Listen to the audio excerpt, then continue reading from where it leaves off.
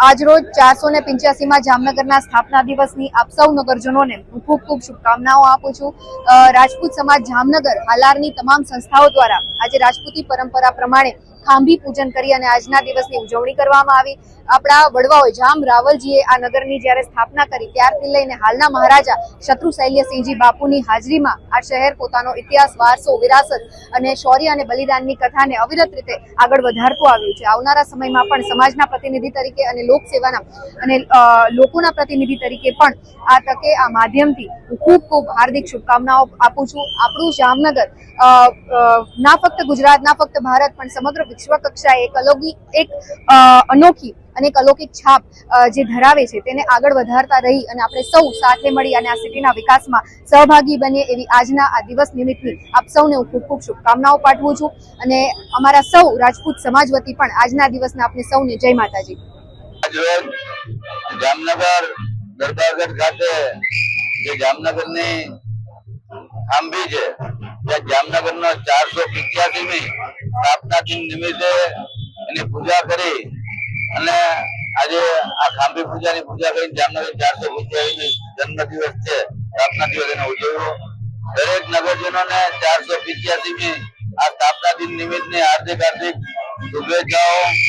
તેની સાથે શ્રાવણ મહિનાના પવિત્ર માસની પણ શ્રાવણ મહિનાની દરેકને હાર્દિક શુભકામનાઓ।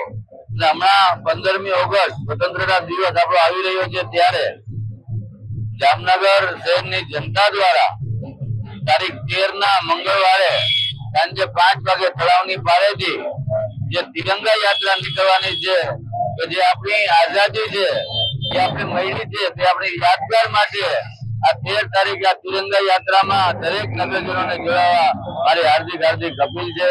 ફરીથી 485મી સ્થાપના દિન નિમિત્તે સર્વેને હાર્દિક શુભકામનાઓ। આજ રોજ જામ રાવલજી કચ્છમાંથી પ્રયાણ થઈ અને આજ દિવસે જામનગરની સ્થાપના કરેલી હતી અને જામનગરની સ્થાપનાના આજે 485 વર્ષ પૂર્ણ થયા છે। એ સ્થાપના દિવસ નિમિત્તે અમે આજે દરબારગઢ ખાતે આવેલ ખાંભી પૂજન કરેલું છે।